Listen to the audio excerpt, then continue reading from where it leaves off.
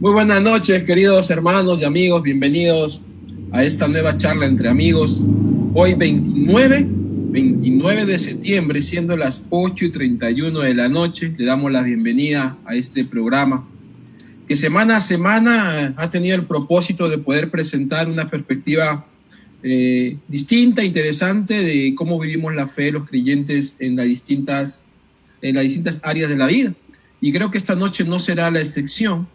Hoy tenemos la visita de un amigo de la iglesia que nos apoya frecuentemente en algunos asuntos particulares de la iglesia que tiene que ver con el ayudar a personas en algunas situaciones de crisis, de conducta, ¿no? De hábitos, que es José Jiménez. Ya muchos lo conocerán a José Jiménez. Ya dentro de un rato le vamos a dar la bienvenida a José y le vamos a extender la invitación para que nos salude a cada uno de nosotros. Pero están con nosotros, como todas las semanas, David y Néstor, ¿no? Así que, Davidcito, buenas noches. Unas palabritas de saludo. ¿Qué tal, Adrián? Nestítor, José, bienvenido a esta conversación de entre amigos. Bienvenida, iglesia. Siempre es un gusto poder recibirles en este espacio y esperemos que este tiempo sea un tiempo donde podamos también aprender de nuestro Dios. Bendiciones, hermanos. Gracias, Davidcito. Estás con un nuevo corte, ¿no, Davidcito? Sí. Me quedé dormido en el parque y por ahí pasó el de la podadora y me cortó y ahí estamos. Está bien, te queda bien, te queda bien. Buenas noches, Nestítor. Hola, Adrián, muy buenas noches. Buenas noches, David, José, qué bueno tenerte con nosotros. Amada iglesia, también bienvenidos a Entre Amigos, y a todos los amigos que nos acompañan también, sean bienvenidos y disfrutemos de esta conversación con nuestro buen amigo José Jiménez. Gracias, Nestítor. Bueno, ahora sí, sin más preámbulo, vamos a cederle el espacio a José. José, buenas noches, bienvenido. Gracias por aceptar la invitación. Bueno, queremos escucharte. Unos saluditos. Muchas gracias por la invitación. Realmente es un privilegio tener este espacio para poder conversar un poco acerca no solamente de las experiencias en el andar en los caminos del Señor, sino también cómo el Señor nos ayuda, nos refuerza y nos anima, ¿no? En estos tiempos difíciles que estamos viviendo, pero aún así tenemos esa seguridad, ¿no? De que el Señor está con nosotros. Gracias nuevamente por la invitación y bueno, estamos aquí para realizar esta conversación. Creo que una regla que tenemos aquí en Charla Entre Amigos es que somos amigos conversando. Es como que estuviésemos en un restaurante, ¿no es cierto? Un café, sentados los cuatro a la mesa y compartiendo acerca de algunas situaciones que vivimos en carne propia, que conocemos que viven gente a nuestro alrededor.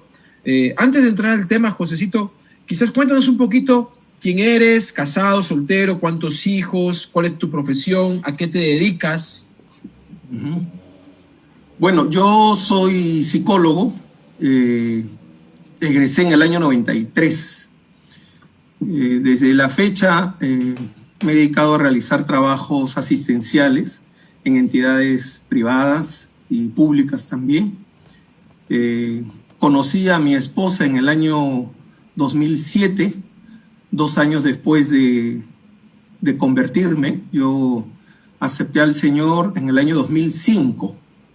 Wow. Y conocí a mi esposa en una maestría. Nos conocimos, fue anecdótico porque ella también congregaba en la misma iglesia, pero nos conocimos en la maestría.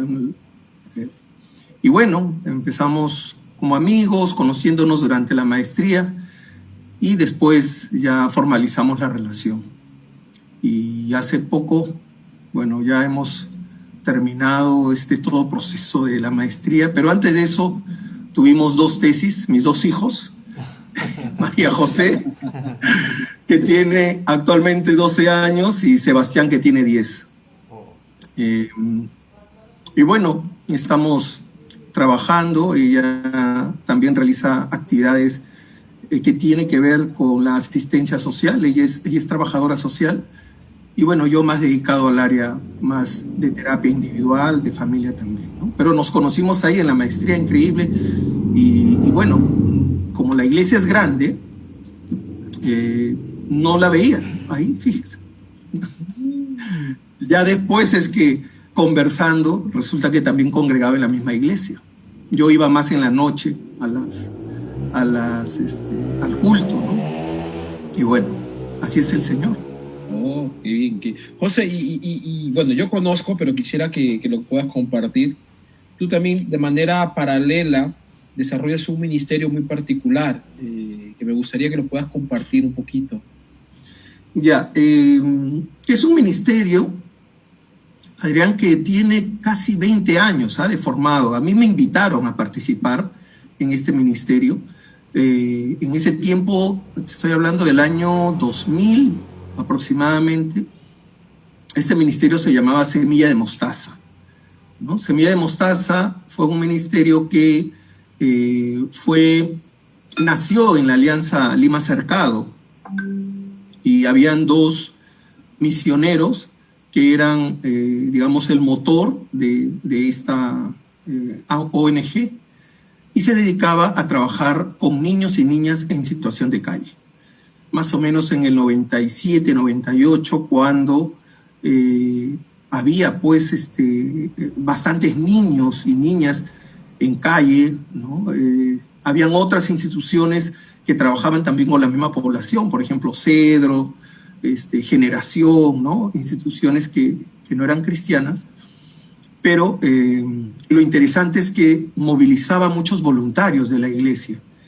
Y a mí me invitaron en el año 2007 a participar de ese ministerio. Yo anteriormente trabajaba en otra ONG que se dedicaba también a trabajar con población vulnerable y que vivía con VIH. Pero ya después, con Semilla de Mostaza, empezamos ya a realizar un trabajo, si antes era más social y de retén de calle, donde los chicos recibían un refrigerio y palabra, ya después tuvimos un hogar, una casa, donde después del trabajo que se realizaba en calle, invitábamos, esto era voluntario, los invitábamos a nuestra casa, ¿no? Que empezamos en Montserrat, en el barrio Montserrat. Después ya tuvimos otra casa en La Victoria. Actualmente el ministerio ahora se llama Altísima Fortaleza, ya bueno, la Semilla de Mostaza germinó y ahora se llama Altísima Fortaleza. Trabajamos con el mismo equipo y bueno, estamos realizando la misma labor, pero ahora con el tema de la cuarentena ha tenido que variar un poco las estrategias, ¿no? Estamos trabajando ya con niños y también gente adulta en situación de calle, pero siempre con estos dos componentes, ¿no? El tema de la drogadicción, porque muchos de ellos consumen sustancias psicoactivas, y el otro brazo es el VIH-Sida, porque muchos de ellos también, al vivir en calle y tener mucha promiscuidad, se contagian del VIH, ¿no? Antes mucha gente moría por el VIH, actualmente sabemos que el tratamiento es gratuito y nosotros le damos la información y ayuda también, ¿no? Para que puedan ser derivados y puedan recibir el tratamiento, y bueno, y posteriormente, si ellos deciden retornar a sus hogares o independizarse o salir de la calle y estar en un hogar transitorio, ¿no? Un hogar de acogida. Entonces, eso es lo que estamos realizando ahora. Okay. No sé si Néstor y David tienen alguna pregunta al respecto de lo que saben que hace José con todo un equipo de personas. Si no, podemos continuar. ¿Qué dicen, muchachos? ¿Alguna pregunta que quieran hacerle? Sí, no comprendí, no capté muy bien, José, perdóname. ¿El trabajo actualmente en qué está consistiendo ahora en medio de la pandemia? Realizamos salidas a calle, igual. Antes nosotros, Néstor, salíamos en la noche. Ya. ¿No? Pero a raíz y teníamos un taller también. Habíamos, tocado puertas a municipios. El municipio de La Victoria nos facilitó un espacio donde realizamos talleres psicoeducativos con los chicos de calle, que era aproximadamente de 1 hora, hora y media, donde tocábamos temas de conducta y de cambio con contenido bíblico. Al final terminaba en un refrigerio, pero eso era al mediodía. Y aparte tenemos la salida de los viernes en la noche. A raíz de este problema, solamente realizamos ahora salida a calle los miércoles y viernes, ¿no? Damos un refrigerio, igual animamos, le damos la palabra y si los chicos deciden salir de calle, ya hacemos los contactos con algunos hogares de acogida para derivarlos, ¿no? Pero el trabajo es igual, pareciera ser que es asistencial, pero lo que estamos explorando es en esta temática más cooperativa, ¿no? O sea, mira, nosotros te podemos ayudar, pero tú también tienes que ayudarte, ¿no? Tú también tienes que esforzarte, ¿no? Últimamente un chico que veníamos trabajando años con él, porque en realidad son chicos que han vivido en calle desde edad muy temprana y ya son mayores de edad. Hace poco lo hemos llevado a un hogar que queda en Puente Piedra, pero es interesante porque él tomó la iniciativa, ¿no? O sea, nosotros durante el proceso estamos ahí con ellos, animándole, escuchándolos, pero buscamos que ellos tomen la iniciativa, ¿no? El enfoque es más motivacional. Entonces, tomó la iniciativa, lo citamos en un día, el segundo día, él digamos, estuvo todo el tiempo puntual en la cita cuando lo íbamos a llevar y mostró, ¿no?, que realmente tenía esas ganas de cambio. Y bueno, lo llevamos hace un par de semanas y ahora está en un hogar que, bueno, está más tranquilo. Son pocos los casos realmente que toman la iniciativa, ¿no? Pero es un trabajo de hormiga, ¿no? Porque es darse cuenta que tú vas avanzando y de repente hay recaídas y empezar de cero, ¿no? Entonces, la ayuda espiritual es fundamental ahí, ¿no? José, una consulta. Entidades del Estado que son muy importantes y tienen trabajo también en cuanto a cambio de conducta y ayuda social y familiar, lo realizan muy bien, pero si realmente queremos cambios profundos y transformadores, definitivamente es el Señor, ¿no? La palabra, y es la parte espiritual que muy poco se trabaja, ¿no? O sea, quizás pocos saben, pero Altísima Fortaleza es un trabajo de voluntariado. Así es. Es un trabajo de voluntariado, ¿no? Pero también eso está abierto a las personas de las diferentes iglesias que quieran también servir o que quieran conocer un poquito de Altísima Fortaleza, ¿no? Porque no solamente es cuestión de salir a calle, sino también hay todo un trabajo detrás, ¿no? Claro. Sí, lo que pasa, bueno, es un ministerio interdenominacional. Lo que nosotros anhelamos es que las iglesias, mediante las capacitaciones que también nosotros brindamos, puedan crear sus propios equipos y puedan realizar también este trabajo, ¿no? Las personas que deciden, por ejemplo, participar en la asociación, bueno, tienen que pasar una serie de requisitos mínimos, ¿no? Como entrevista, capacitaciones, un buen tiempo de oración también, porque, bueno, estamos yendo al campo y estamos arrancando almas, ¿no? Hay mucha lucha espiritual ahí porque no solamente hablamos del tema de adicción, sino que también hay muchas personas que trabajan sexualmente, también mujeres que abordamos con la palabra. Y es importante el tiempo de oración, ¿no? Que el Señor confirme realmente si la persona está interesada en realizar esta actividad con nosotros. Pero también hay muchos hermanos y hermanas que participan en la asociación, pero que no salen a calle, ¿no? Pero están intercediendo por nosotros, ¿no? Esa es otra forma también de apoyar, ¿no? La intercesión es fundamental. Los miércoles y viernes antes de salir nosotros tenemos un tiempo de oración, pero también, bueno, por el WhatsApp, ¿no? Y las redes que tenemos, mandamos información de las salidas, la reflexión bíblica, ¿no? El verso bíblico que vamos a tocar ese día para que los hermanos estén orando, ¿no? Y realmente, bueno, el Señor también nos cubre, ¿no? Con su protección, porque estuvimos saliendo desde el mes de abril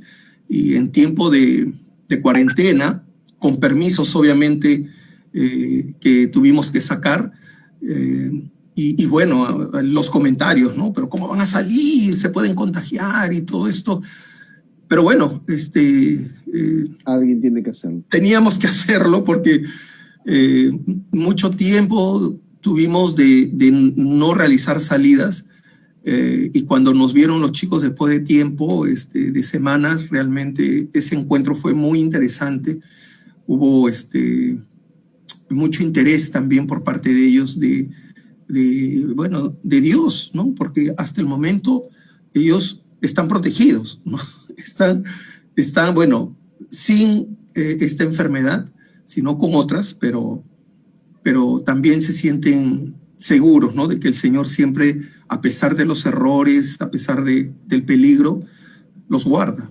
¿No? Y ese es el mensaje también, ¿no? Que ellos puedan confiar en el Señor y que el Señor quiere transformar sus vidas, ¿no? Quiere salvarles y quiere transformar sus vidas.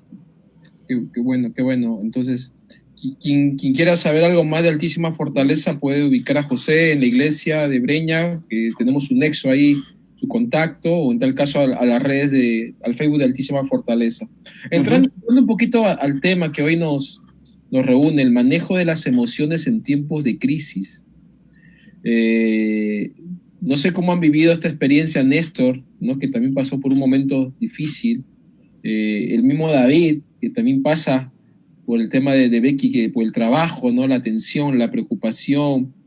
Creo que todos hemos tenido oportunidad para que de alguna u otra manera nuestras emociones se vean afectadas, ¿no? Entonces, invitamos a José para que él nos pueda un poquito hablar acerca de esto, cómo manejar las emociones en tiempos de crisis. Así que, Josécito, te cedemos la palabra. Tú me dices si pongo el PowerPoint, yo lo tengo listo, todo conforme tú me indiques. Ya, lo que vamos a hablar así, a vuelo de pájaro, es un poco de nosotros, cómo podemos manejar la crisis de las personas que podemos abordar. Porque, bueno, como cristianos, uno a veces puede decir, no, mira, José, yo para ser consejero no sirvo, yo siento que no tengo habilidades, pero no es así. O sea, tarde o temprano siempre van a haber personas que se van a acercar a nosotros y nos van a decir, oye, ¿cómo manejo esto? O estoy pasando por este problema. Entonces, en ese contexto es que vamos a hablar un poquito acerca de cómo nosotros podemos manejar la crisis de las otras personas. ¿Sí? Claro, si de repente eso un poco también nos cae a nosotros, excelente, ¿no? Porque es cierto, o sea, va a ser complicado manejar la crisis de otras personas si es que yo no manejo las mías, ¿no? Se complica un poquito porque puedo personalizar, puedo crear una serie de conflictos internos también, ¿no? Pero un poquito vamos a hablar de eso, o sea, cómo es que podemos nosotros aprender a manejar también las crisis, ¿sí? Okay. Entonces, vamos con la primera diapositiva, por favor. Ajá. Ya. Lo primero que tenemos que hacer es ganar la confianza y la seguridad en la persona afectada, ¿no? Y para eso, bueno, en la psicología se llama crear el rapport, ¿no? O sea, como crear el ambiente adecuado donde nosotros tenemos que no solamente escuchar activamente, sino también tener un lenguaje gestual de interés hacia la otra persona. Desde mirarle a los ojos, escuchar detenidamente, tratarlo con cortesía, llamarlo por su nombre también, y asumir una actitud empática, ¿no? Eso es fundamental, ¿no? La que sigue. Antes de la cuarentena era importante el contacto físico, ¿no? O sea, de repente el tocarle el hombro, ¿no? Un poco mi enfoque es clínico. Entonces yo recuerdo mucho en el tiempo de estudios que nosotros no podíamos tocar a nadie, ¿no? Porque el paciente estaba en el otro lado del escritorio y no podíamos tocar, no podíamos personalizar, nada. Pero el enfoque que nosotros estamos realizando actualmente es un enfoque sistémico. Entonces, si en algún momento es necesario también un toque, ¿no? Obviamente, antes de la cuarentena, ahora no se puede hacer eso, definitivamente, pero es importante que haya ese lenguaje gestual también de apertura, ¿no? Y como dije anteriormente, ese rapport, ¿no? Ese ambiente de seguridad, de protección y sobre todo también de confidencialidad, ¿no? Que la persona sepa que lo que se va a conversar se va a mantener en absoluta reserva. Es fundamental eso. La que sigue. La escucha de manera empática y también dar espacio para la catarsis, porque a veces también si la otra persona se quiebra o está a punto de llorar, puede movilizarnos también a nosotros, y a veces eso hace de que nosotros, no, mira, tranquilo, todo va a estar bien, y no dejamos que la persona también desfogue o canalice esa ansiedad o esa crisis que está pasando. Entonces sí es importante dar un espacio también para la catarsis, para cuando la persona se quiebre, ¿no? También es interesante ver los mecanismos que tiene la persona en una situación de crisis. Preguntar, por ejemplo, si anteriormente ha pasado por situaciones difíciles y qué es lo que ha hecho, ¿no? Eso un poquito nos ayuda a explorar un poco sus mecanismos, ¿no? De defensa que pueda tener. Obviamente, después del primer momento de contención, ¿no? Se produce como el primer alivio, ¿no? La persona no solamente se va a sentir escuchada, sino que también ya va a sentirse seguro o segura en esa situación, y quizás podría profundizar un poquito más la conversación allí. La que sigue. Lo que vamos a hacer no es tanto solucionarle el problema, sino atenuar la crisis. Eso debemos de tener siempre presente, ¿no? La sintomatología y la catarsis emocional va a ser menos intensa, y lo que sí vamos a nosotros ayudar es atenuar en ese momento, ¿sí? No es que vamos a darle la solución. La que sigue, por favor. Y los primeros auxilios psicológicos son técnicas de intervención que no necesariamente un profesional de la salud mental lo puede realizar. No, todos, porque son herramientas básicas para realizar esta ayuda en momentos de crisis. La que sigue, por favor. Es la primera ayuda emocional como manifestada que podemos realizarla. Por ejemplo, lo realizan rescatistas, bomberos, paramédicos, cuerpos de seguridad, profesores, religiosos, voluntarios. Obviamente tienen que estar capacitados, ¿no? Nosotros, cuando hay algunos voluntarios interesados, realizamos una serie de capacitaciones que hablamos justamente acerca de los primeros auxilios psicológicos y sobre todo del perfil de las personas que nosotros vamos a tratar, ¿no? Que son personas que viven en calle, que tienen problemas de adicción, y algunas otras también que viven con el VIH. Entonces, le damos información y también les capacitamos acerca de estos temas.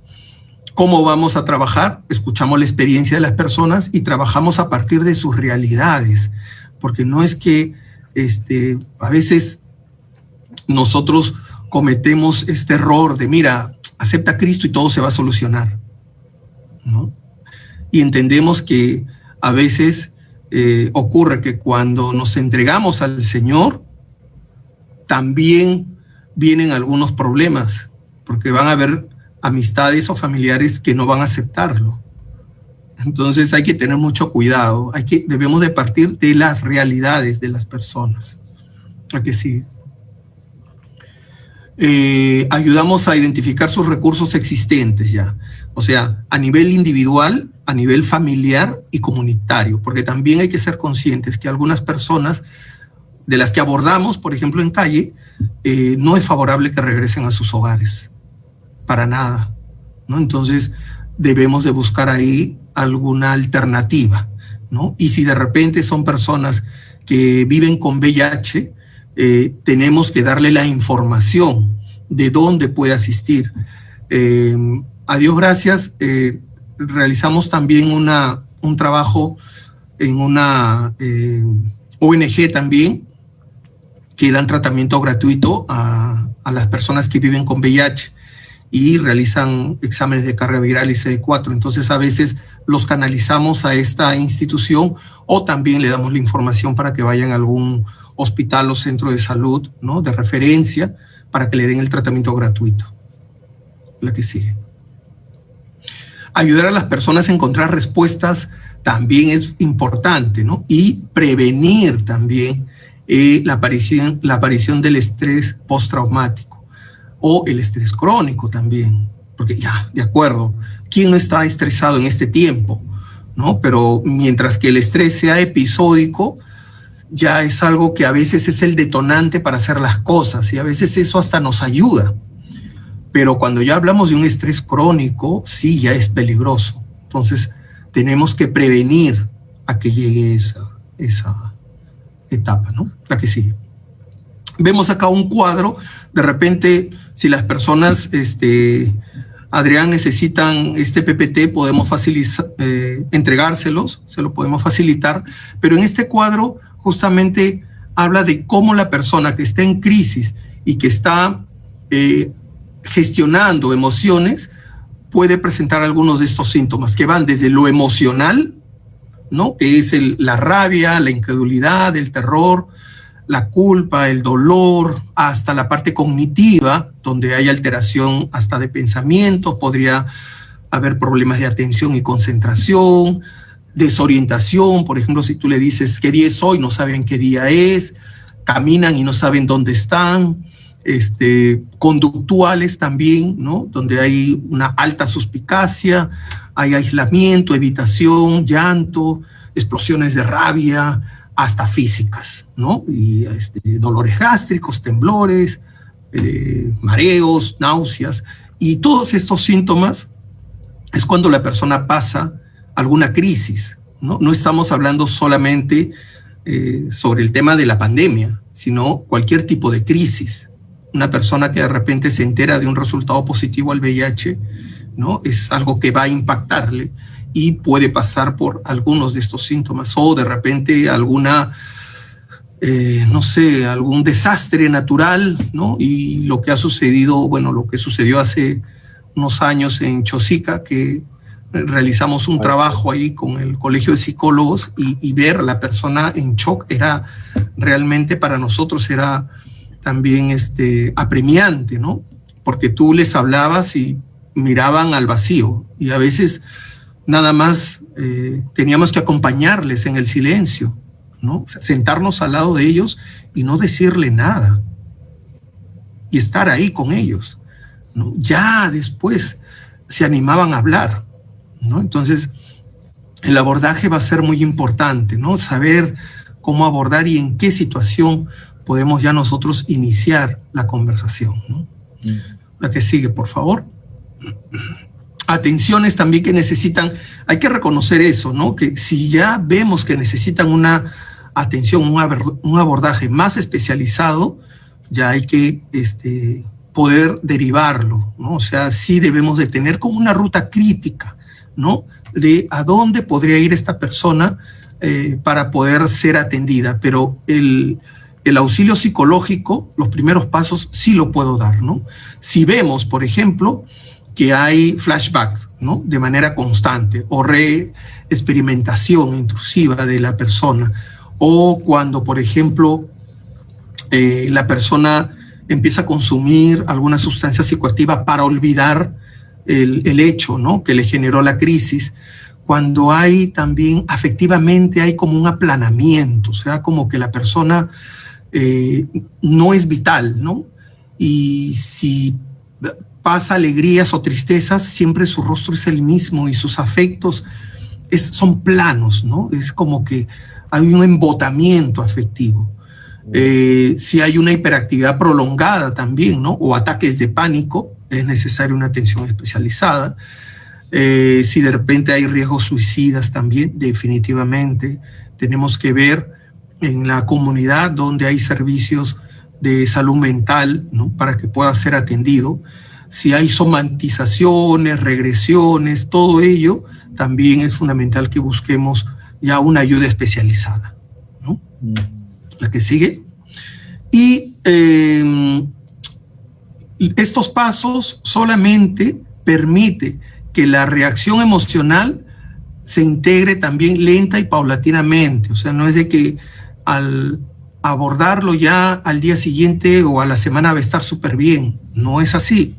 Es paulatino. Y el aprendizaje también se realiza de manera progresiva, ¿no? Porque después de esa crisis, obviamente, va a haber también nuevas habilidades que la persona va a ir descubriendo, y obviamente el aprendizaje va a ser también de manera progresiva. Ahora sí, los pasos son 5. 1, hacer contacto psicológico. ¿Esto qué quiere decir? Que, como dije anteriormente, la persona debe sentirse que va a ser recepcionada, que va a ser escuchada. Si de repente alguien viene y estamos con esta persona, sí pedirle a la persona que está interfiriendo, decirle, mira, en otro momento yo converso contigo, por favor, déjame unos 10 minutos, 15 minutos que estoy teniendo esta conversación. Entonces, ese contacto va a hacer que la persona realmente se sienta escuchada, ¿no? Y a la vez también va a sentir que realmente le intereso, ¿no? Entonces, desde ahí realizar algunas preguntas abiertas, ¿no? No es, ¿te pasó esto? No, sino, ¿qué te pasó? ¿Dónde pasó esto? El abordaje como Jesús hacía, ¿no? O sea, Jesús sabía lo que pasaba, ¿no? Al ciego, ¿qué quieres que te haga? ¿No? O sea, si sabía que era ciego, ¿por qué le preguntaba? ¿No? A la mujer que había sido encontrada en adulterio, ¿alguien te condenó? ¿No? O sea, eso ayuda un poco a que la persona tome conciencia de cómo está, ¿no? Obviamente Jesús se había dado cuenta que nadie le había tirado ni siquiera tierra, ¿no? Pero él le preguntó, ¿alguien te condenó? ¿No? Para que se levante y se dé cuenta, ¿no? Son preguntas explorativas que va a ayudar a que la persona como que se ubique, ¿no?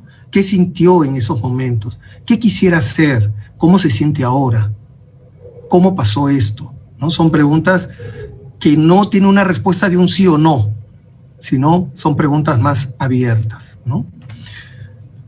2, examinar las dimensiones del problema. También aquí el objetivo primordial es trabajar en un ordenamiento de las necesidades abordadas, ¿no? Y hay una búsqueda de solución que no siempre es a corto plazo, mayormente es a mediano o largo plazo. No podemos prometerles cambios rápidos, ¿no? Los cambios van a ser paulatinos. La que sigue. Explorar las posibles soluciones también, ¿no? O sea, no es que uno va a darle la solución o uno va a decir, mira, yo en tu lugar haría esto, ¿no? No, o sea, la persona tiene que identificar. De repente le podemos ayudar a que pueda tener otras alternativas de solución, ¿no? De repente la persona piensa, mira, tengo A y B nada más para decidir, y si nosotros vemos el problema de afuera, podemos decirle, mira, pero también hay C, hay D y hay E también, ¿no? Fíjate. Entonces le damos un poco las herramientas para que la persona pueda asumir la decisión. Y la persona es la que tiene que asumir. Porque si nosotros le damos y algo no va bien, ¿qué es lo que va a pasar? Tú me dijiste que hiciera esto. Tú me lo dijiste, ¿no? Entonces no podemos de repente aperturar, ¿no? Otras alternativas, pero es la persona quien tiene que decidir. Explorar posibles soluciones, ¿no?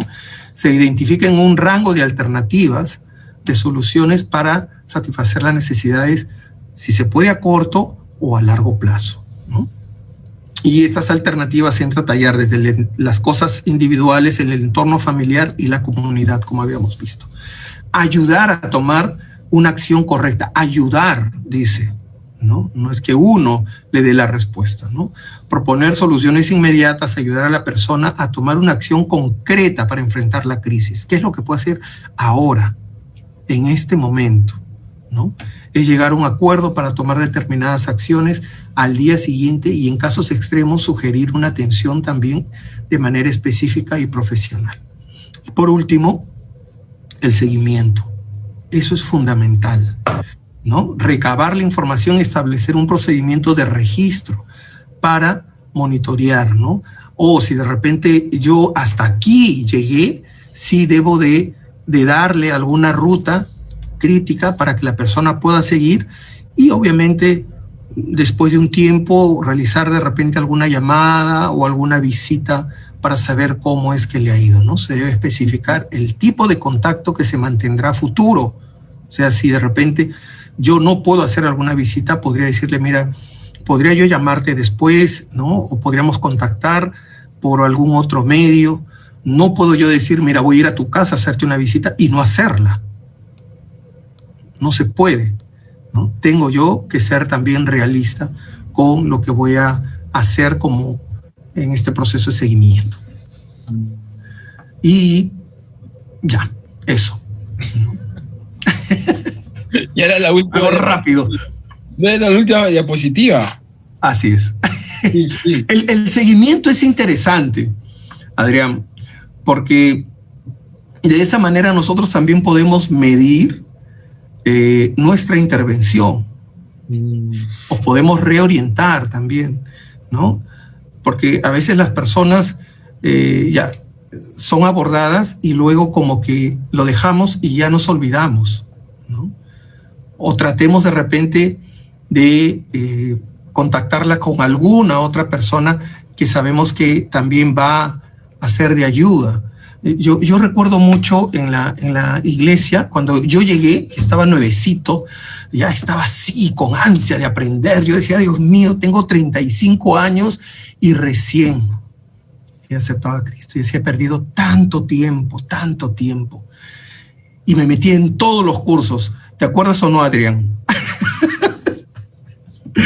¿No? Todos los cursos me quería meter. EFI 100, pero ya quería llevar el EFI 200 y si puedo el EFI 300. Y no, y había un hermano que tenía solamente primaria. ¿Ya? Yo pertenecía a la red de hogares plenos, ¿no? Pertenezco a la red de hogares plenos de la Alianza Pueblo Libre. Y este hermano me frenaba. Y había momentos que me daba hasta cólera, ¿no? Él no quiere que yo siga avanzando. Pero este hermano me decía, José, tranquilo, pero sí hacía un seguimiento increíble. Este hermano ya está en la presencia del Señor, pero ya después yo entendí que sí, o sea, que era cierto, o sea, tenía que ir con calma, ¿no? Él me decía, el andar cristiano no es una carrera de 100 metros, es una maratón, ¿no? Es una carrera de largo aliento, José. Ve tranquilo. Pero ya me puedo bautizar, sí, tranquilo, ya. Pero quiero llevar el retiro tal, el retiro Peniel, el retiro... José, tranquilo, y así, ¿no?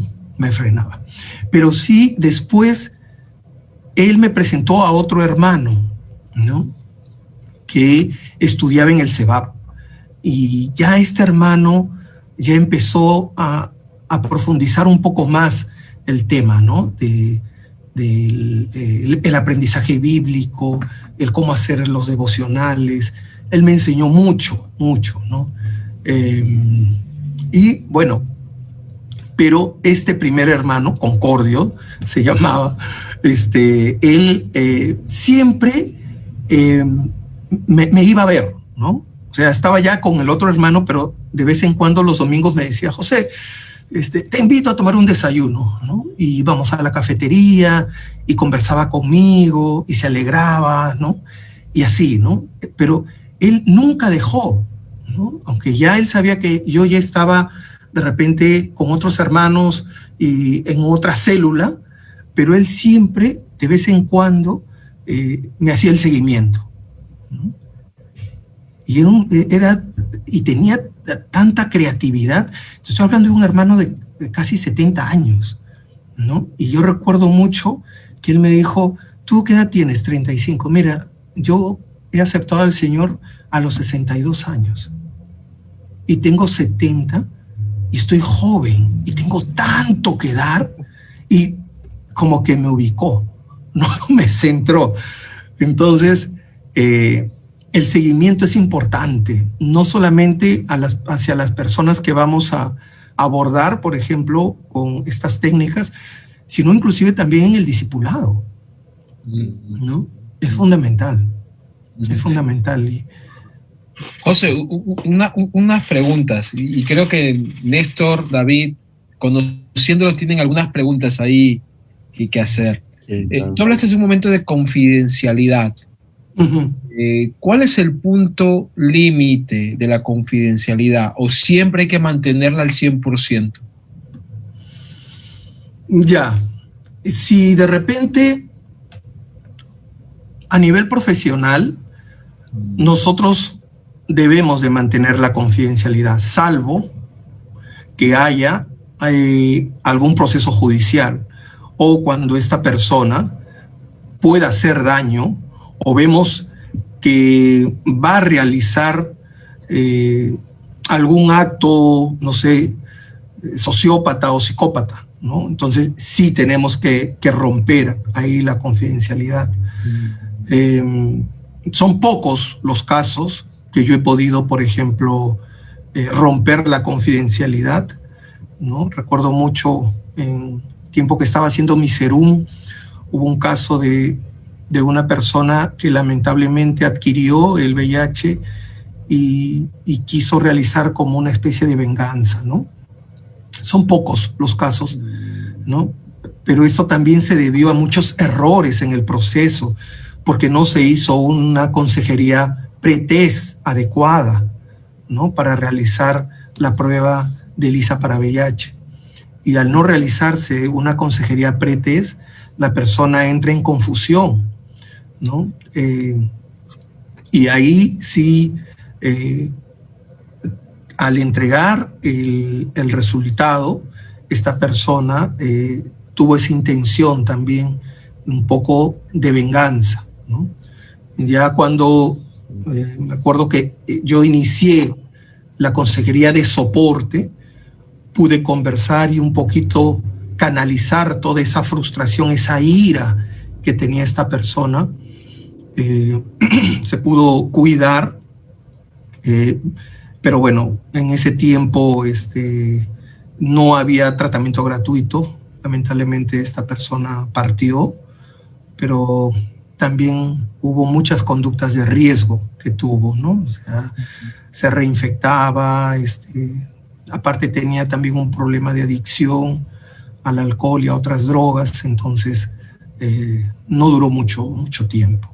En ese momento sí se pudo romper la confidencialidad para conversar un poco con la familia y atenuar estas conductas, ¿no? Se pudo trabajar también con la familia en ese caso. José, una pregunta antes de dar pase a Néstor y a David, que tenía también en mente hacerte. Tú en algún momento mencionaste de que estos son algunos consejos prácticos que una persona común y corriente puede quizás practicar, ¿no? Como dar el primer soporte psicológico. Sí. Yo tengo una pregunta. ¿Cuánto puede variar el proceso de abordamiento, o de abordaje es el término, cuando la persona que necesita el soporte es niño o es adolescente o es adulto? ¿Varía o no varía? Porque claro, es una situación de crisis complicada donde todos están afectados y a veces los padres somos los más preocupados por cómo darle soporte a nuestros hijos, ¿no? Con esto de que están aislados, no ven a sus amigos, todo el día encerrados. ¿Cuánto varía todo esto? Eso va a depender, obviamente, de la etapa en la que puede estar la persona. O sea, y la estrategia también emplear, con los niños tenemos que emplear una estrategia más lúdica, ¿no? Más de juego, ¿no? Con el adulto podemos ser más confrontativos. Aparte también tenemos que ver los mecanismos que pueda tener los adultos, porque de repente la estructura de personalidad en algunos individuos son más fuertes que otros. Hay personas que tienden a ser más resilientes que otros, ¿no? Entonces, por eso es importante el primer contacto, para nosotros darnos cuenta también de un poco los mecanismos que la persona podría tener. Las experiencias son distintas y ante un estímulo, por ejemplo, nosotros vemos algo o presenciamos algo, cada uno de nosotros vamos a tener una reacción distinta, ¿no? Como te digo, eso es un poquito complicado de responder, porque hay que ver también si la persona está en una etapa de negación. La intervención tiende a ser un poquito más de acompañamiento, más de escucha, que cuando está, por ejemplo, en una etapa ya de aceptación, ¿no? O de repente de negociación, ¿no? Que no sabe qué hacer, sabe que está mal, pero no sabe cómo mejorar. Mientras que hay otras personas que quizás no asumen responsabilidad. Ok, gracias por decirnos, Néstor. David. Sí, José, tú mencionaste que lo ideal es escuchar a la persona y nosotros tratar de retroalimentar haciendo preguntas para que en alguna medida sea la misma persona quien halle respuestas, ¿no? Soluciones, alternativas. Pero eso en la práctica es fuerte, porque la tendencia nuestra siempre es a decirle lo que tiene que hacer, ¿no? Pasa en el hogar, con los hijos, ¿no? Sí. Queremos dar la solución, 1, 2, 3, tienes que hacer así, asá, pero eso entiendo que no es bueno para el aconsejado, para la persona que recibe, ¿no es cierto? Mira, hay situaciones, hay que tener, como te digo, hay que tener mucho tino también, porque de repente utilizar estrategias directas, autoritarias, puede servir también, ¿no? Si es una situación nueva, por ejemplo, veo a mi hijo que está pasando por una situación de peligro, yo tengo que ser directo y tengo que utilizar como un liderazgo más autoritario. Obviamente, hablarle con determinación, pero no necesariamente con ira, ¿no? Porque a veces si hacemos damos una disciplina con mucha autoridad, acompañado de la ira es lo que va a generar un trauma, ¿no? Pero si yo digo las cosas de manera autoritaria, como debe ser, ¿no? Es lo ideal, así se tiene que hacer. Pero si de repente esa persona ya aprendió y ya reconoce el peligro, yo ya no puedo utilizar esa estrategia directa o autoritaria. Ya tengo que utilizar una estrategia de repente más democrática o más formativa, ¿no? Entonces, no estoy diciendo de que el ser rígido o el ser directivo sea negativo. Depende de la situación, ¿no? Ya, por ejemplo, en un ambiente de trabajo, si tengo yo personas que ya saben su trabajo y hay algún error, no puedo ya utilizar un estilo coercitivo, autoritario, porque saben su trabajo y bueno, se equivocaron, pero sí podría realizar algún abordaje más formativo, ¿no? ¿Qué pasó? ¿Cómo hiciste esto? ah, lo hice de esta manera, de esta otra. ¿Y de qué te diste cuenta? Que sí, me equivoqué en esto. ¿Y qué piensas hacer ahora? Sí, tengo que, ¿no? Entonces, no estoy siendo muy rígido, pero sí le estoy enseñando, pero ya mi abordaje es otro, ¿no? En cambio, si son personas nuevas que recién están entrando a un trabajo y desconocen sus funciones, yo ahí sí tengo que utilizar, ¿no?, estrategias más directivas, ¿no? Las cosas se hacen de esta manera, el horario es de esta, ¿no? Todo, ¿no? Ser más directo. En otro momento tengo que ser más formativo, ¿no? En otro momento de repente tengo que utilizar un liderazgo más trascendente, ¿no? De repente saber que esta persona, o sea, yo tengo la respuesta, pero tengo que explorar un poco para que esta persona encuentre la respuesta y diga, es así como tengo que hacerlo. Exactamente, ¿no? Exactamente. Eso ayuda más. Ese aprendizaje es más fuerte, por ejemplo, ¿no? Cuando me acuerdo cuando hacíamos la consejería para personas en riesgo sexual, por ejemplo, la idea y el objetivo era que se protejan usando el preservativo. Entonces, nosotros no teníamos que decirle, mira, usa esto, sino explorábamos la conducta de riesgo.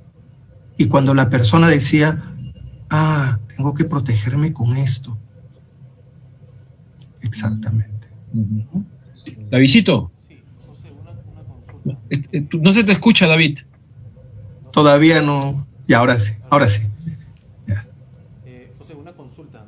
Hoy en día, no sé si gracias al aislamiento o a causa de la cuarentena y todo eso, muchos adolescentes, gente adulta y todo, ahora están sufriendo algunas no sé si consecuencias de estar metidos en sus casas, que ha repercutido en algunas crisis, ¿no? En algunas situaciones difíciles. ¿Qué recomendaciones, por ejemplo, ¿no?, si son los niños o los adolescentes de repente, ¿no?, los que están sufriendo estas crisis, qué recomendaciones podría tener un padre, en este caso padres de la iglesia, ¿no?, los creyentes en primer lugar, ¿no?, y de repente si es que son padres creyentes pero sus hijos no, ¿qué cosa podríamos darle como una pequeña ayuda para estos papás que están en esta situación de sus hijos con crisis, ¿no? Es interesante la pregunta porque, claro, hablamos del aislamiento social, ¿no? Una vez estuve leyendo a un investigador que decía que era la primera vez que las personas sanas tenían que estar en cuarentena, ¿no? Cuando en realidad es las personas enfermas que deben de estar en cuarentena. Y no es tanto un aislamiento social. Obviamente tiene que haber un aislamiento físico, porque, bueno, en estos momentos estamos conversando los cuatro y hay una relación social, o sea, hay una interacción de alguna otra forma, ¿no?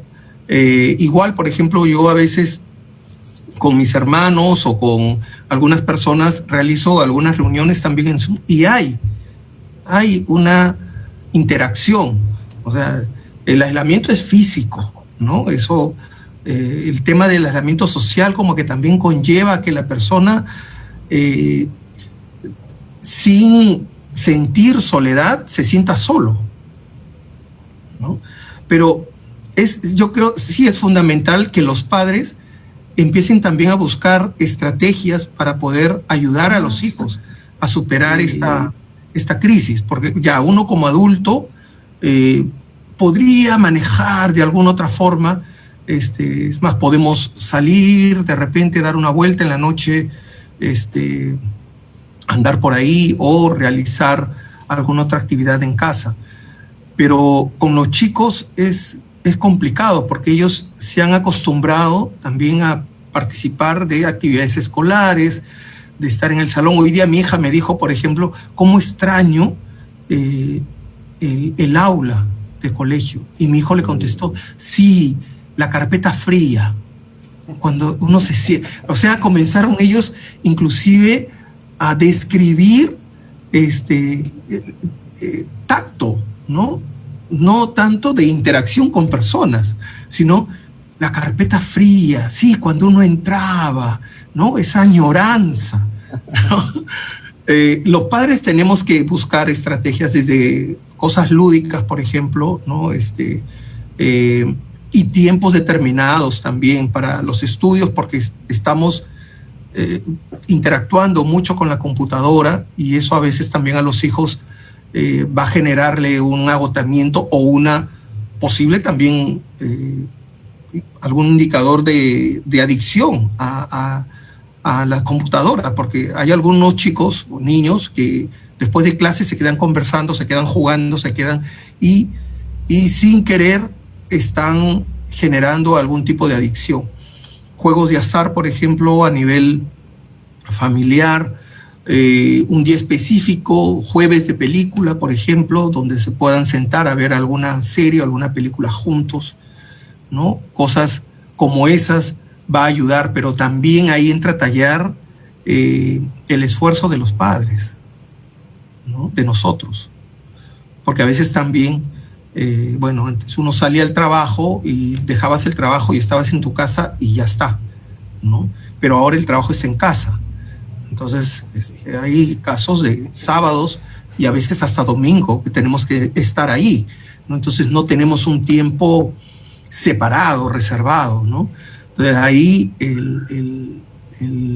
el saber reservar un tiempo y ser también metódico en esto va a ser fundamental, ¿no? Para que los chicos también sientan que hay un tiempo especial en casa, ¿no? La ventaja de el tema de la cuarentena, por ejemplo, es que nos vemos más seguido, ¿no? A veces yo salía de mi casa y mis hijos estaban durmiendo y regresaba y los encontraba durmiendo. Ahora no, ¿no? Ahora los veo en todo momento. Pero sí, yo creo, David, que te noté un poco triste cuando dijiste, o es mi impresión. No. Pero es que demanda, o sea, son muy demandantes, ¿no? Y debemos de darnos un tiempo también para saber escucharles, ¿no? Y ponernos en el lugar de ellos también, ¿no? José, perdón, sí. ¿Cuánto varía lo que tú estás diciendo con personas de la tercera edad? Ya, ese es otro tipo de abordaje, por ejemplo, ¿no? Algunos consejos prácticos, así como lo has dado para los adolescentes, los pequeños.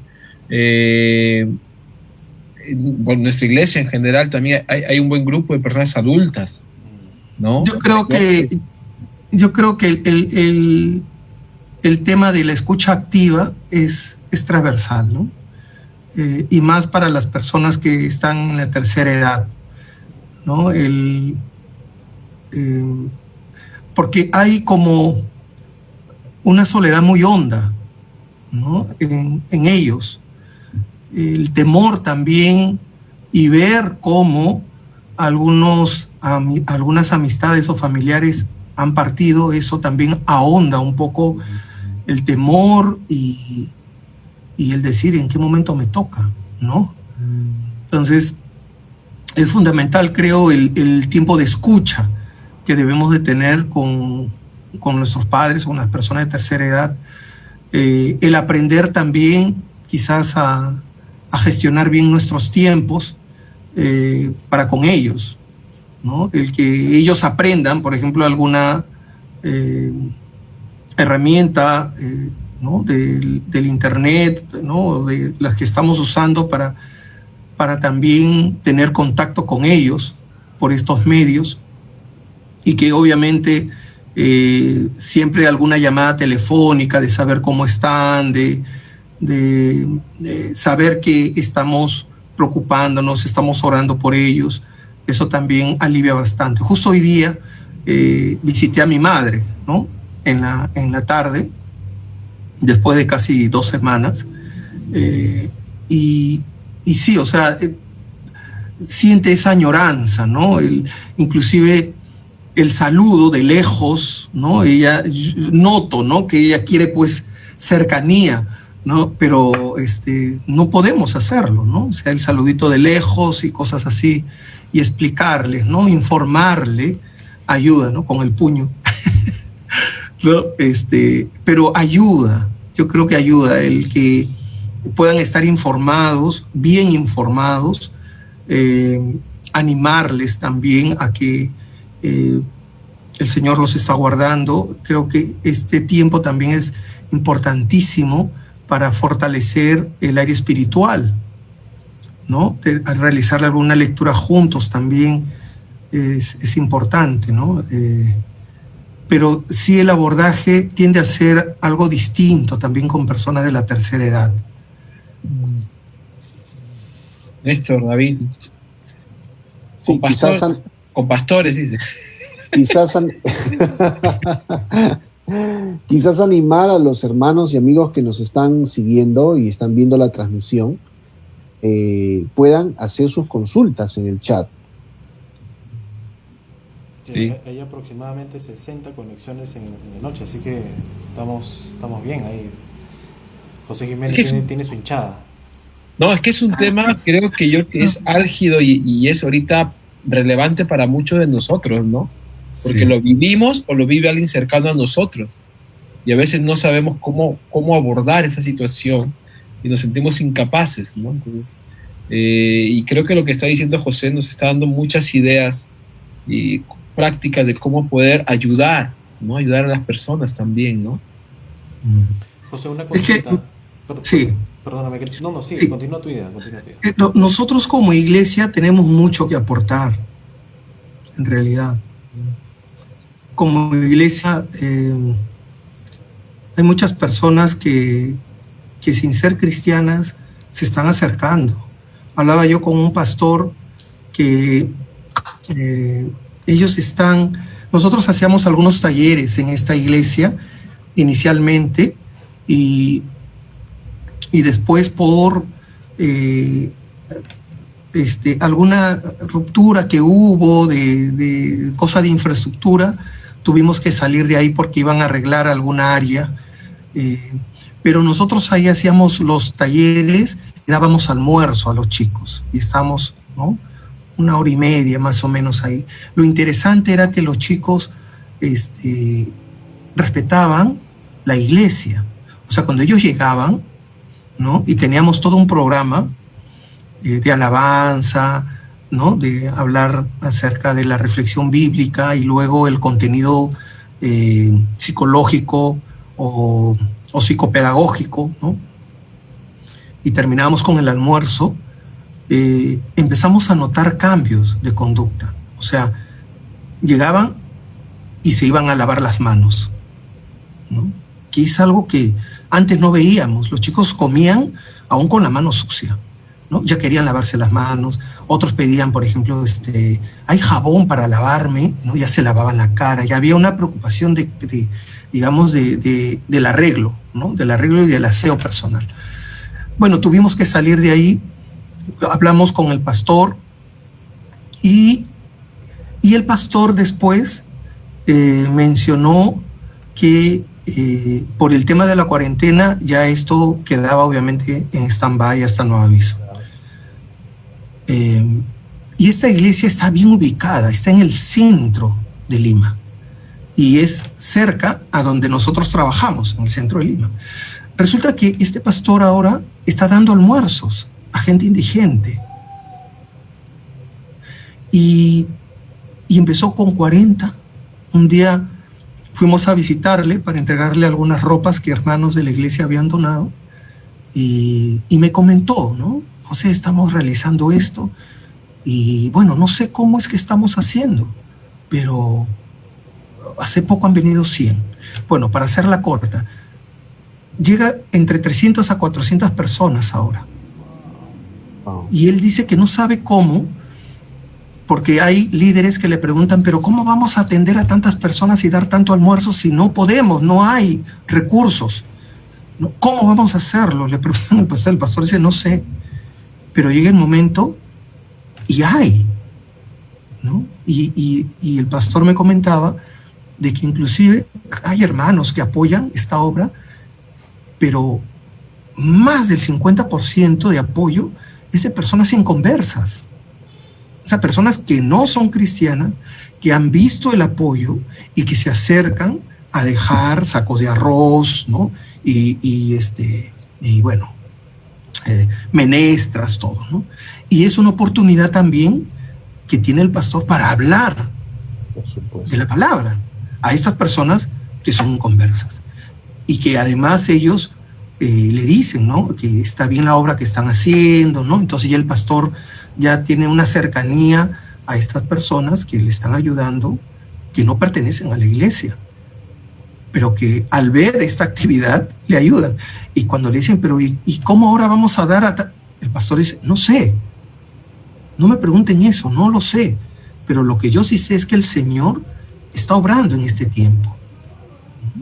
Y obra en ese tiempo. Y muchas personas también están conociendo al Señor en esta crisis, ¿no? Entonces yo creo que el Señor habla de distintas maneras a cada uno de nosotros.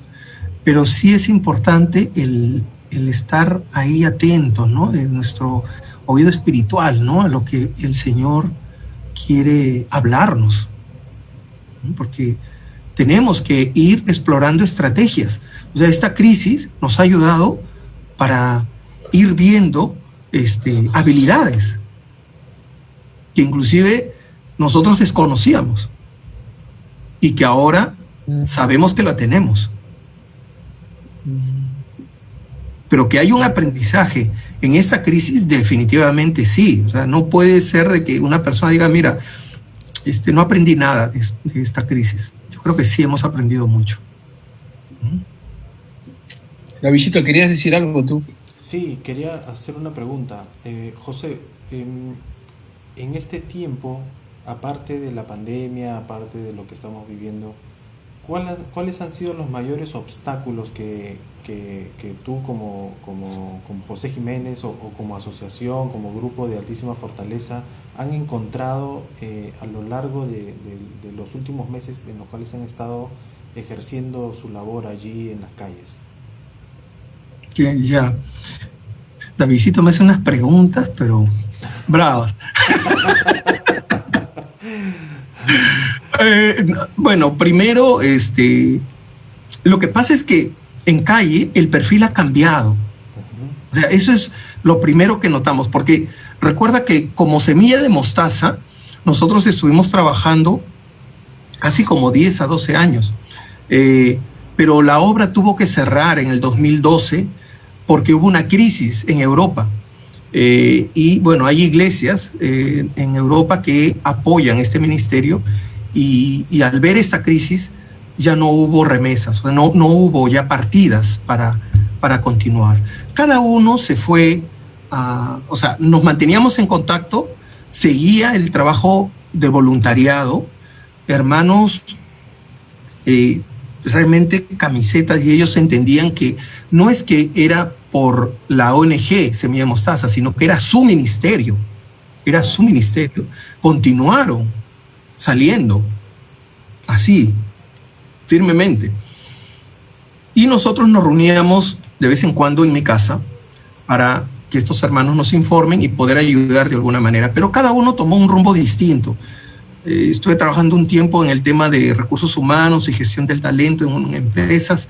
Nuestra asistenta social estuvo en un colegio evangélico, nuestra otra hermana en una organización, y también nuestra misionera se fue al interior del Perú, cada uno por su lado, pero manteníamos contacto.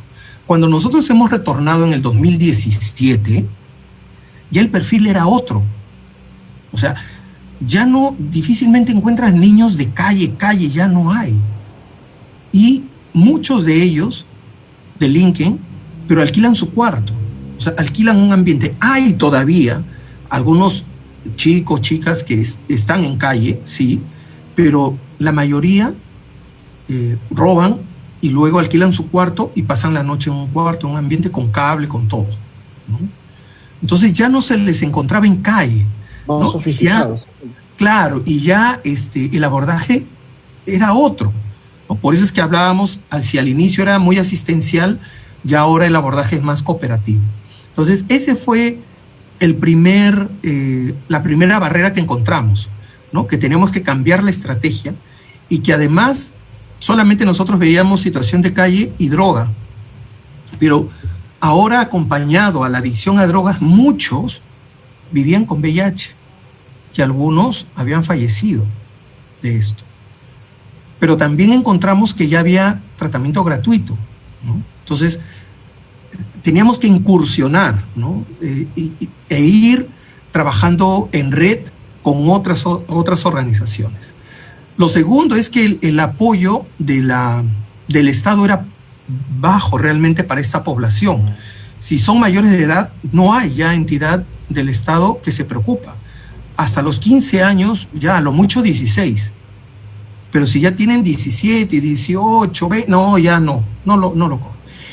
Y entidades también, algunas entidades cristianas, ya no les interesaba trabajar con esta población, sino con el binomio madre-hijo. Entonces, ese fue el segundo limitante que tuvimos, ¿no? Aparte de eso, también el tema de la cobertura, ¿no? Fue también al inicio un limitante que ya después tuvimos cobertura, ¿no? Por ejemplo, la iglesia de Breña realiza cobertura espiritual a nuestra asociación Altísima Fortaleza. Eso es importante, la cobertura espiritual para nosotros. Y otras iglesias también estuvieron interesadas, pero hubieron limitantes a nivel también de entidades privadas, ¿no? Ya no hay, por ejemplo, había antes una red que era la Red ENAC, que realizaba labor justamente con esta población, chicos en situación de calle, pero ya no existe Red ENAC y no hay una red que trabaje con esta población, porque nosotros no podemos abordar todo y tenemos que, ¿no?, apoyarnos en otras organizaciones. Entonces ese fue el tercer punto limitante, ¿no? Que ya no existía ya una red de apoyo. Entonces, y tenemos que ir descubriendo sobre la marcha también algunos apoyos y algunas estrategias, ¿no? Pero ya últimamente, ya por ahí como que está, el tema de la cuarentena ha hecho que las personas miren nuevamente esta realidad, ¿no? El municipio de Lima, ¿no?, en la Plaza de Hacho, por ejemplo, abrió este local, ¿no?, que es la Casa para Todos, algo así, y eso ha ayudado bastante. Pero también el perfil es que personas no consuman.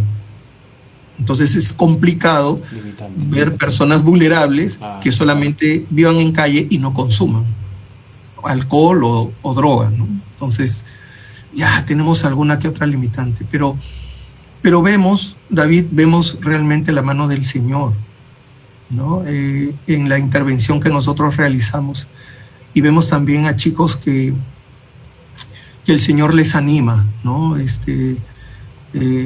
Y los guarda realmente, y los guarda. Una consulta para ir cerrando la conversación de esta noche, que ha sido muy edificante y muy desafiante. ¿Cómo una persona pudiese involucrarse en el ministerio de Altísima Fortaleza? Ya. Tenemos un teléfono, tenemos un Face también, es Altísima Fortaleza, y pueden contactarnos allí. La capacitación que nosotros damos es casi personalizada, pero también es necesario que la persona tenga un tiempo de oración, porque se tiene que preparar espiritualmente, ¿no? Recuerden que salimos al campo, ¿no? Y no es, digamos, un espacio donde hay tranquilidad, ¿no?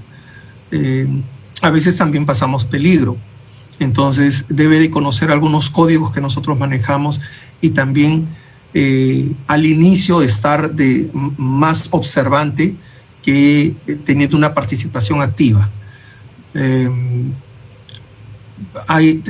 Pueden también ayudarnos en el equipo de intercesión o también en actividades especiales, ¿no? Una de ellas es la fiesta navideña, que ahora definitivamente vamos a ver de qué manera vamos a realizarla, porque en estas actividades a veces llegan aproximadamente 100, ¿no?, personas, entre niños, adolescentes y jóvenes adultos. Pero ahora no se puede. Entonces, por ahí tenemos que ir viendo estrategias de cómo ahora se va a realizar.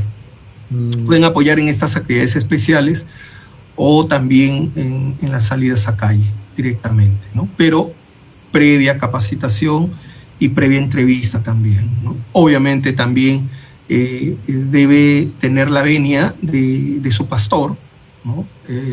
Y de la iglesia, ¿no? Es importante que la persona tenga este filtro inicial, ¿no? Y que el pastor sepa que va a participar en una asociación que trabaja con esta población. Sí, y sería bueno mencionar que lo que tú acabas de decir, ¿no? No solamente es la emoción de hacer algo, sino que detrás hay un trabajo bastante, no voy a decir difícil, pero complejo y diferente, ¿no? Que demanda muchísima dependencia del Señor también, ¿no? Por las cosas que se viven, ¿no? José, dime José, antes de despedirnos. ¿Perdón? No, ¿me ibas a decir algo? Bueno, sí, o sea, un filtro es, por ejemplo, que espiritualmente esté fuerte, ¿no? Y que, bueno, reconozcamos que el Señor es que nos da la fortaleza y la firmeza, ¿no? Porque hay casos muy especiales, ¿no? Y situaciones bien complejas, como mencionas, ¿no? Recuerdo una anécdota de un chico que quería estar en nuestra casa, ¿no? Pero el problema era que recién había nacido su hijito, tenía meses, y la pareja le mencionó que si él se internaba, no iba a volver a ver a su hijo, ¿no? Entonces él, preocupado, me dijo: mira, José, yo esta noche yo voy a llevar a mi bebé, a mi hijo, a la casa de una tía, de madrugada, ¿no? Esto estoy hablando hace años, ¿eh? Y mañana nos encontramos, me acuerdo, estábamos en el parque universitario, nos encontramos acá mismo, a las 4 de la tarde, y nos vamos. Porque si yo dejo a mi hijo con ella, ella va a estar con otra persona y van a maltratar a mi hijo, y yo no quiero eso. Yo voy a hablar con esta tía, yo ya había hablado algo, ella ya me ha aceptado, y como mi pareja no conoce la casa de esta tía, yo la voy a dejar ahí, y mañana a las 4 nos vemos, ¿no? Entonces, ya, le digo, me acuerdo mucho, él tenía una Biblia y tenía su DNI, y me dijo: mira, toma mi Biblia y toma el DNI. No, le digo, porque tú lo vas a necesitar, ¿no? Quédate con tu Biblia, quédate con tu DNI, y nos encontramos a las 4 de la tarde acá mismo, tranquilo, nos vamos a encontrar, yo vengo, ya, José, ¿no? Él luchaba mucho, ¿no? O sea, tenía la intención de cambio, pero había recaídas, conocía ya la palabra, pero no dejaba ese entorno, y era muy complicado para él, ¿no? Entonces tomó la decisión de: si yo no salgo de aquí, no voy a salir. Entonces el hijo también le motivó a que tenía que hacer algo distinto para cambiar. Y ese distinto era ingresar a nuestra casa, ¿no? Que teníamos en ese tiempo en Monserrate. Y bueno, se fue. Le dije: ya, a las 4 nos vemos mañana, a las 4 acá mismo. Al día siguiente yo llegué a las 4, 4:30, nada. 4:45, nada. Casi las 5 se acerca otro chico de calle y me dice: hermano, ¿qué haces acá?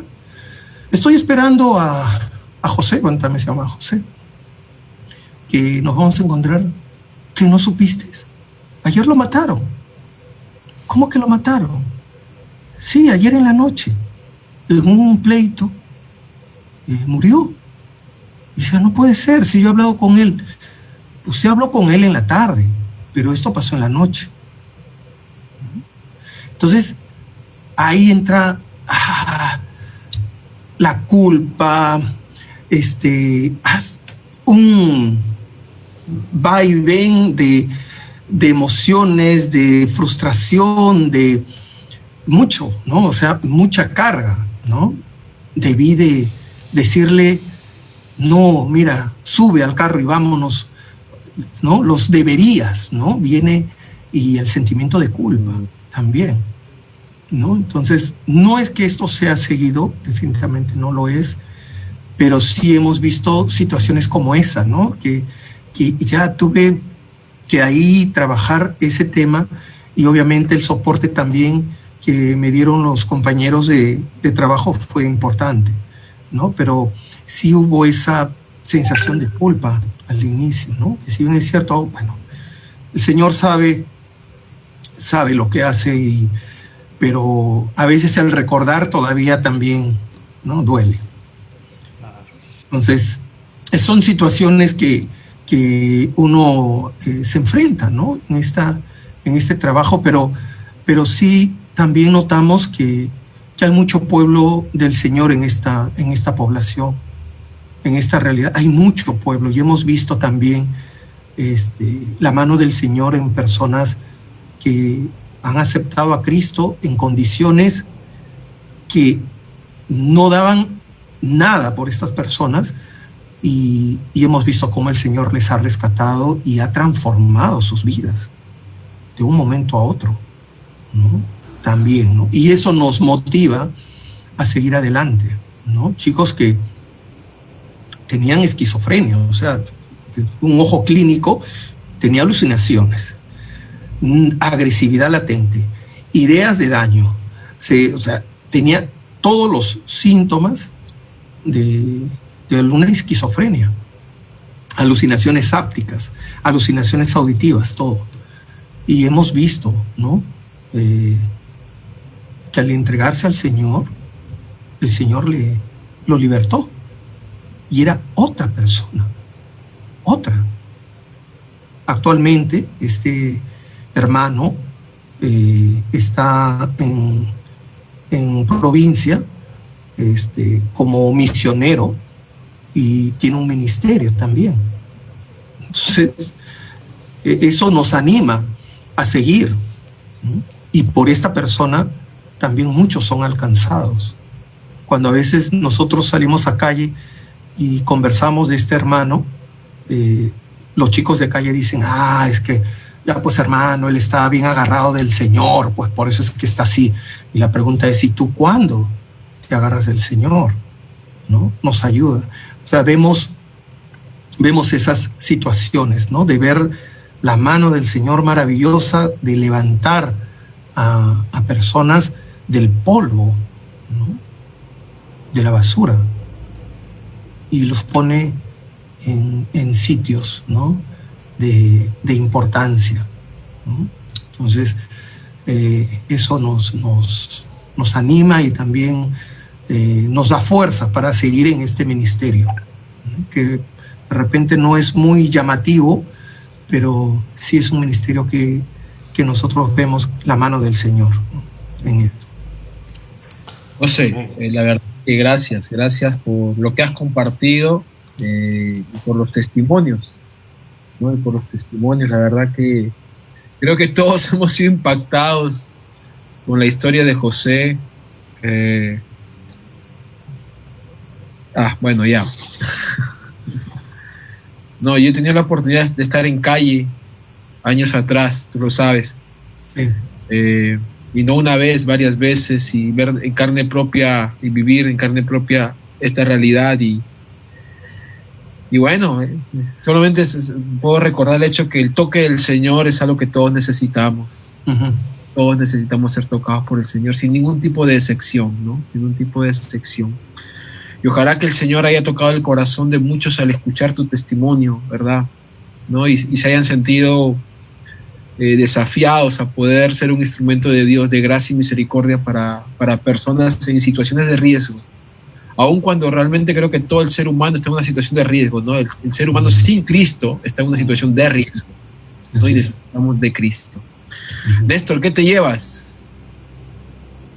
Mira, creo que todo cristiano tiene que ser movido a compasión, ¿no? Yo escucho tu testimonio, José, e inmediatamente viene a mi mente el buen samaritano, ¿no? Creo que todos, en alguna medida, debemos de responder de esa manera. Yo te felicito, José, por esa noble labor juntamente con tu esposa y todos los que te acompañan en el ministerio de Altísima Fortaleza.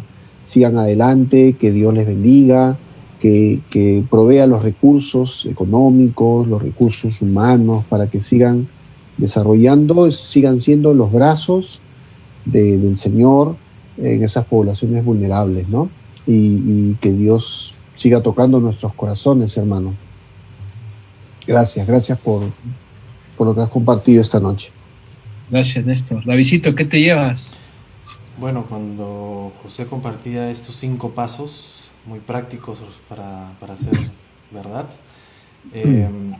yo me ponía a pensar, esos 5 pasos, si bien es cierto, están estructurados allí, pero son las cosas que Jesús hizo, que los apóstoles hicieron, ¿no? Y después en la iglesia primitiva se dieron mucho, ¿no? Entonces el mismo Pablo después en sus cartas indicaba esas cosas. Entonces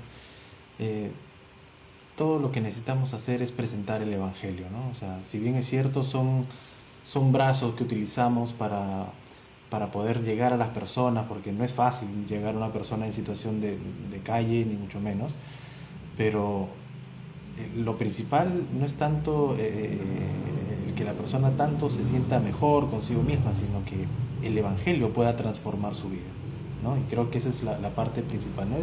Me quedo con eso, o sea, esos pasos básicamente es lo que uno como creyente debe ser, porque es el ejemplo que encontramos también en la palabra, ¿no? La parte práctica, la parte de seguimiento y todo eso, ¿no? Gracias, Davidcito. ¿Qué te llevas, José, tú de esta noche? Bueno, el darnos cuenta que quien realiza esos cambios es el Señor, ¿no? Que la ciencia nos ayuda mucho, definitivamente, para realizar los abordajes, ¿no? Para entender también la posición de las otras personas,